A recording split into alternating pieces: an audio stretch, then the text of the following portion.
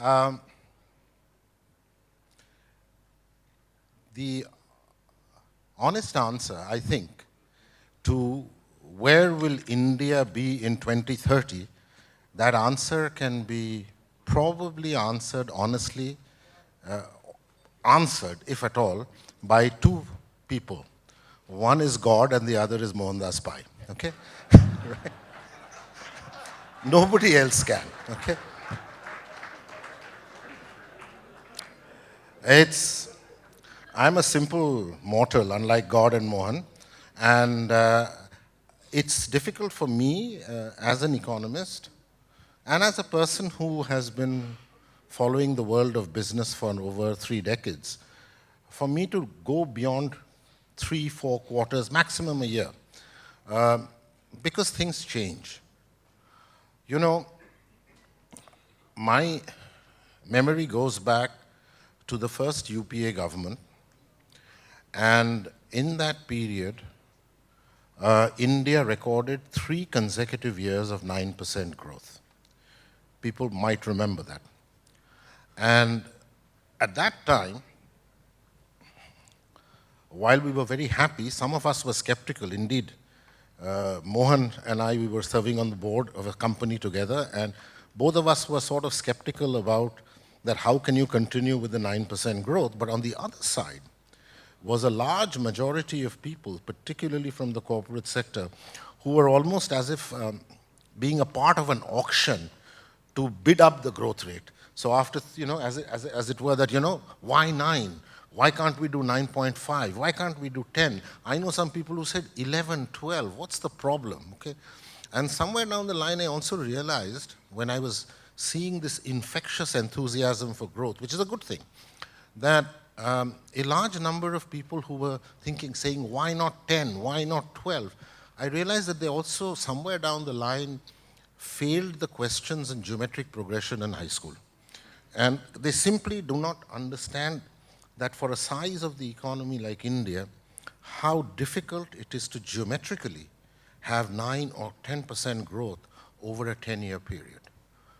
So I don't think, I would like to change this a little bit. I would like each one of the 3 panelists, and they're totally distinguished, to speak for a while on if the wishes came true, where would they want India to be in 2030? And then to focus on where we are now and what is the distance that we have to progress to get there. What are the constraints? How may we overcome them? What we can't possibly overcome in entirety? And that might make for a better discussion than to say, this is where we will be in 2030, where, as I said, only 2 entities in the world might know where we are, okay? So I'll start with, there's nothing, we don't need to introduce them. They're extremely well known. So I have here Sanjiv. Sanjiv has done wonders. I mean, Hindustan Unilever has had a history of outstanding executive chairman. Sanjiv came in at a very difficult time, and extremely difficult time. And I say this as a fiduciary of a competitor company.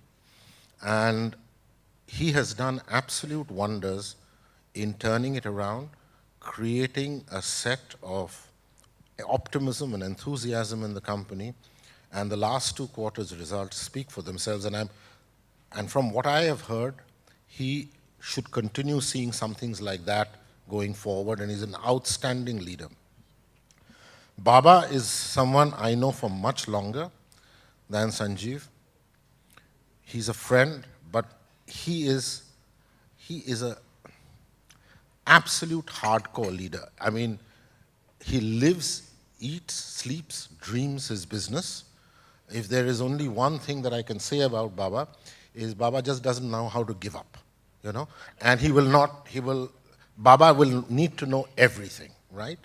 But his managerial style works, and he has taken Bharat Forge and all the other companies under the Kalyani group to entirely new heights. And one of the most thinking persons I know, coming from a totally distinguished family, I mean, to me, Sunil's father has, I was telling him, was one of my very few absolute gurus that I learned so much from. And a totally distinguished family. Today, Sunil runs a very significant part of the business that involves services and finance. So there, and he's also been, by virtue of being a president of CII, being involved, has a very good, can we have the mobile off, please? Just stop for a minute, and can we just have all the mobiles off? Just check. It's, nobody does it intentionally, but it happens. And Sunil has a very good sense of what is doable, what can happen. So I'll stop here, and I'm going to ask Baba. I'll start with Baba, then ask Sanjiv, and then Sunil. Two sets of questions. They can, if wishes were horses, where would they like India to be? Just not just the world of business, but more than that. And second, where are we now, and what path do we have to tread? About 5 or 6 minutes. Thank you, Omkar. And a very warm good afternoon to all of you. You know, more than wishes for horses, I would look at it as what is India's potential to be in 2030? Okay, there are all kinds of numbers that are thrown around. You can call it 10 trillion, 7 trillion, 12 trillion. Okay, that's a pure math. We probably have a population of 1.4 billion by that time, something like that, or probably more, 1.5 billion. And the math is simple. You want a $8,000 per capita income, you have one number, you have a $6,000 per capita income, you have 9 trillion as a number. So it's somewhere in that region, $6,000 to $8,000, which means you have basically a middle income economy. Not a rich economy, not a poor economy, but a middle income economy, which is, I think, a very good target for India to be by 2030. So I believe the aspirations are right.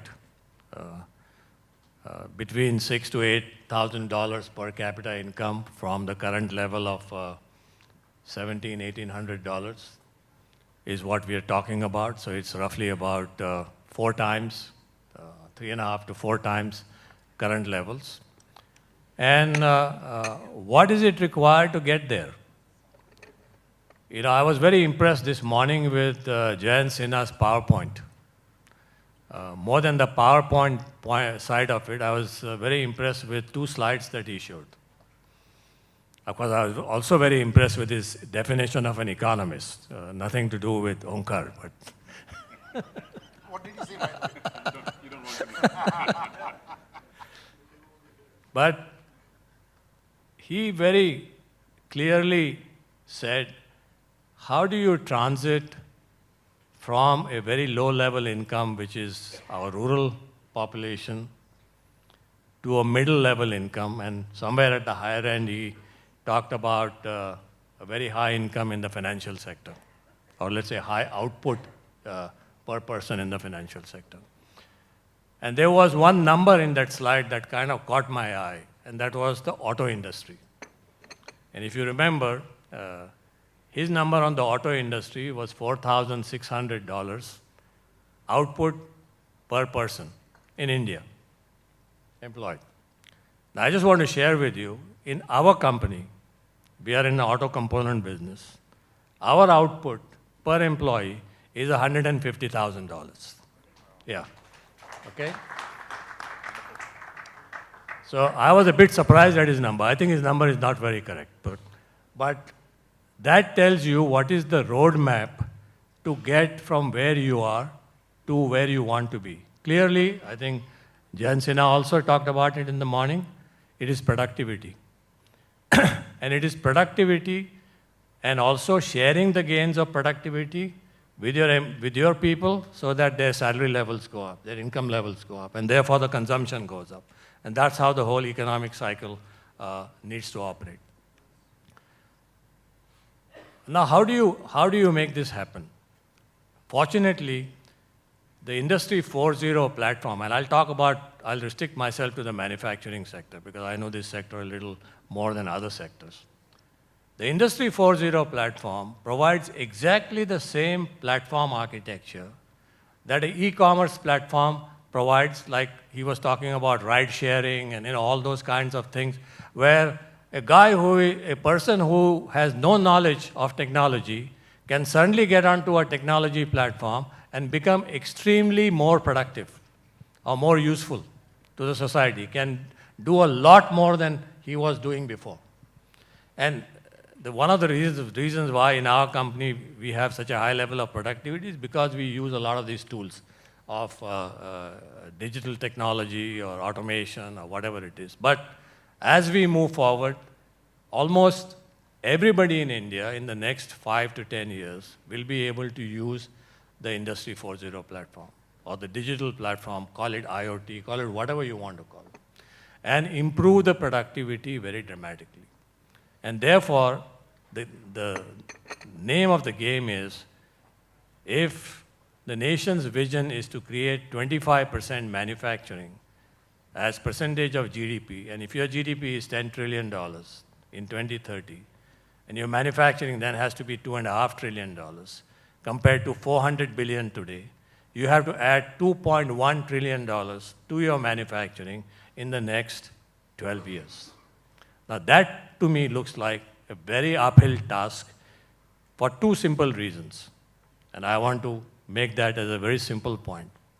First is, in India, a large portion of manufacturing, the default is the public sector. Everything that you consume first goes to the public sector to manufacture, then comes to the private sector, except for FMCG products, except for automotive products, except for these products which we are doing well. Now, if you do an analysis of the manufacturing sector, everything that earlier went to the public sector for manufacturing, and if you look at where we are today in those sectors, we are non-existent. Electronics, we are non-existent. Oil and gas, we are non-existent. Pharmaceutical, fortunately, we changed the policy in the 90s. Otherwise, even there would have been non-existent because it was reserved for public sector. Steel, till 1991, was reserved for public sector. And therefore, we have such a miserable steel industry. So there are any number of sectors that you can look at where, unless you remove the default setting, to make progress in manufacturing will become very, very difficult. And good example is defense. We are struggling last 4 years trying to get Make in India in defense. And I think we're exactly where we were in December 2014. So the simple point is, we need to realize where our default is. We need to remove that default, and we need to create policies to make it happen. Can it happen? Yes, it can happen. Thank you. Thanks, Baba. That's very well said. Sanjiv, on the same vein, where would you like India to be 2030, and what are the hurdles on the way? Today afternoon's presentation by Mohan, I found it very fascinating for the simple reason that I believe that plausible improbability is always better than convincing possibility. Yeah. We can all bitch about the numbers, whether it's going to be 8 trillion, we would rather like it to cross the 10 trillion mark. But the key that he talked about, that never before, certainly in our lifetime, India has been so well poised to cross the chasm between the 6-7% historical rate of growth that we have achieved in the last 30 odd years to the high single digit and in fact crossing the barrier of double digit. That I found fascinating. I'll just pick up some threads from his presentation. And I'll talk about the 4 Ds. First is demographic. The youngest possible millennial population in the world today. When we talk about demographic dividend, we are talking about more people working than dependent. And this is a very fertile scenario for us to encash the benefit. When we were growing up, our billion population was treated as an albatross around our neck. Today, everywhere, we are talking about 1.3 billion consumers. That's a fabulous market for every product, be it from 1 rupee sachet to traveling in a jet plane or owning a car or owning any white goods. It's a massive market. The second one, which if you pick up the numbers that he quoted, is debt. If you look at China, if China was India, most of their state banks would have failed by now. Their total debt is in the vicinity of 265% of the GDP. And the NPAs, which the figure never comes out very clearly, but if you pull it all together, it will look like Indian banking system as ulterior healthy. The other important bit is, when we look at debt, I think in India still democratization of debt hasn't taken place. 40% of the debt in India is cornered by a handful of people or business houses. And only when you facilitate things like JAM, when you facilitate an environment where healthy NBFCs can blossom, where you have more healthy banks, that is when you will see debt reaching out to people who will be able to improve their working and also start becoming entrepreneurs in a big way. The third important bit I would talk about is deregulation. When I started working, producing one extra unit was a crime. And from then to now, we have seen significant progress happening in the country. I always try to look at history to ask myself, is India going to pursue the China model? Is India going to pursue the US model of 80s and 90s? The China model had certain specificities. One was, of course, they did not believe in neoliberalism. So things like free exchange rate, free capital market, that did not exist. They channeled their credit, state credit, to certain industries where they got the benefit of scale. They built huge infrastructure. They contained the rate of wage growth so that they could have the benefit of exports, which they have now started losing as China becomes more liberal and more capitalist. Yeah. Whereas if you look at US of 80s and 90s, incidentally, Mohan, I think if I am right, my figures are right, in 1980, the US economy was $2.5 trillion. Yeah. In 2000, it became $10 trillion. Yeah. And this was a period, the Reagan era, where the country went through significant liberalization, where state intervention reduced dramatically and the productivity got enhanced dramatically. I believe that India would be a hybrid model. It doesn't say that India is going to give up manufacturing. In fact, things which many people aren't aware of, GE sources precision engineering items, something like with Baba manufactures, worth a few $1 billion from India.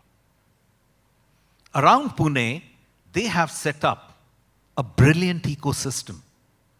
So India will have to pick up its core strength on where we can make a substantive difference and where we will have to build world-class capabilities.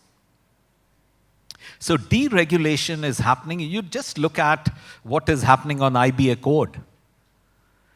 It is going to, without this IBA code, I hesitate to even think how we could have resolved our NPA crisis in the country. Many of us do think that it should have moved at a much faster pace. But we should also be cognizant that whenever a new law comes in, it takes time before the courts settle the interpretation of the new laws. So I believe when one round of IBAs are over, then we will find things moving far more swiftly. But deregulation across the sector, why did IT industry do so well in the country? Because the government did not understand what the heck they were doing, and so there was no regulation. And that is the reason it blossomed so well. The fourth important D which I would like to talk about is about data and digital. In Mount Sinai, last year, a patent application was filed by them, which was a cancer cure based on big data and analytics. Just think of if through the India stack, we can capture a huge amount of data, the role and the influence that India can play across the spectrum of the society and business is unimaginable. If I look at it from my industry lens, whether it is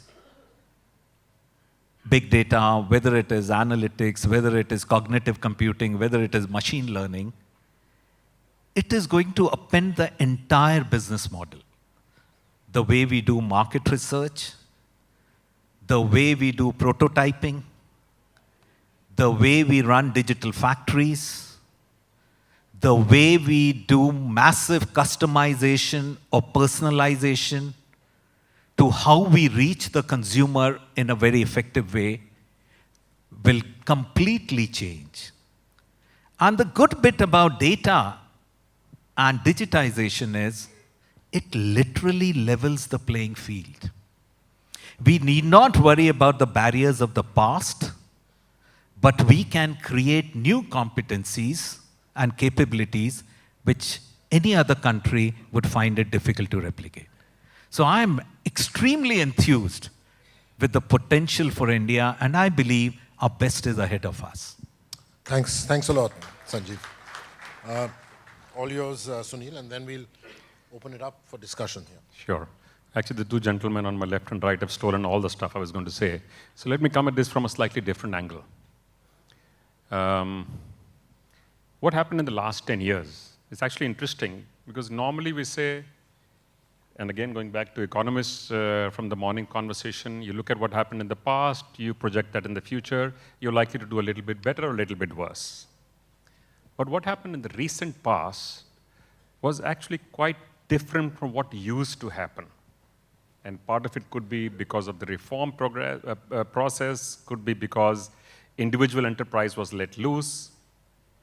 Whatever the reasons, if you look at just the last 10 years, 3.9 million kilometers to 5.6 million kilometers of roads, 234 million phone connections to 1.2 billion phone connections.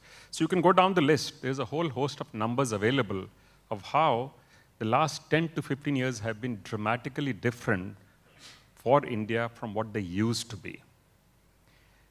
These are just numbers of what's going on the economy side. I think what we also need to note is what is happening to people on the social side. A crisp knowledge of English as a minimum requirement, or a minimum, actually it was almost considered a de rigueur to get a good quality job, is no longer even important now in many places. In fact, at some places, it may be a disadvantage. Women contribute 17% to the workforce right now. Is that correct, Omkar? I'm sorry. 24% is the number of women, and 17% is their contribution to the GDP. And this is growing very, very rapidly. There is a very interesting set of social indicators that are changing like never before, which will change India whether we like it or not. We always used to say change is the only constant. What is now happening is the pace of change itself is changing, and changing at a very, very rapid pace. So we do need to watch. Now, again, these are the numbers of 7, 8, 10, 12 trillion, frankly, are not even important. It is that this country will move forward.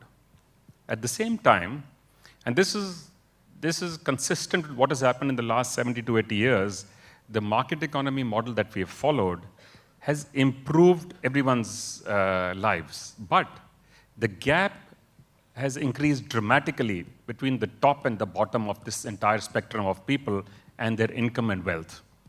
And that is becoming a much bigger issue now than it ever was. 7 out of the last 10 years at the World Economic Forum, disparity has been one of the top subjects for discussion, which never used to be, by the way. If you go back 10 years, it was never any discussion on disparity in the world. We just used to say, how can you further push this market economy to improve the lot of the country, the economy, and the people? Eventually, it is all only about people. And so we have to be very careful as we step forward now, because now you will start to see that change taking place in India. Indians are extremely aspirational. We have actually set in the last 20 years, what India has done is quite unique. We've had political parties from extreme left, extreme right, the middle, centrist, center left, everybody has been in government. The broad direction of how the country's policy has moved forward has not actually changed. What has changed is what has been done in recent times in massive change in putting building blocks for the long-term future. Big connectivity, use of digitization, using the energy of the youth. So there are 3 or 4 building blocks which are now firmly in place, which can actually allow us to look at and imagine growth of the kind that we used to talk about, Omkar, in the old days. I don't know if you remember what we did in Jaipur once, when we said aspirationally, what would happen if you say India was to grow without constraints? Could it be 14%? Okay. We actually did an exercise. This is now going back some years now, almost 20 years. 20 years. It is about 18 years ago we did this exercise. And by the way, it looked possible. If you removed all the constraints, it is possible for us to grow above 14%. But this is human nature. This is the law of nature. This is government. This is people and government, industry and government, civil society. So there will be always will be some friction in here. So we have to figure out, how do you continue to reduce this friction? How do you try and get all of us to pull in one direction? Whether you use it through digital technologies, whether you use it through ease of business, whether you use it through ease of living. So there is a whole host of regulatory issues, and I think this is the common theme you're hearing from all of us, that some of the regulatory burden that we carry actually holds back realization of full potential of this nation and its people. I'm going to stop here and say the potential is immense. How much of it we tap depends entirely on us. Thanks, Sunil. Just before, we've got enough time for discussions, but before we start, I do want, it's quite interesting, because I'm going to be giving a series of 12 lectures at the Ashoka University to people who are at the master's level, and I was looking at some of the data in the past, and I went back to a very, very simple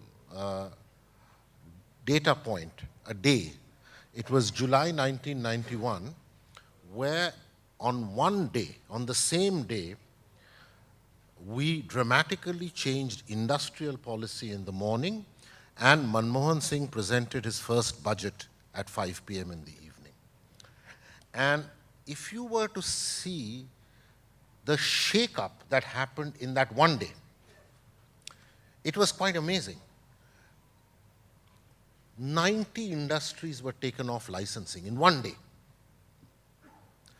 The 17 Group A industries, which was exclusively under public sector monopoly, was brought down from 17 to 5.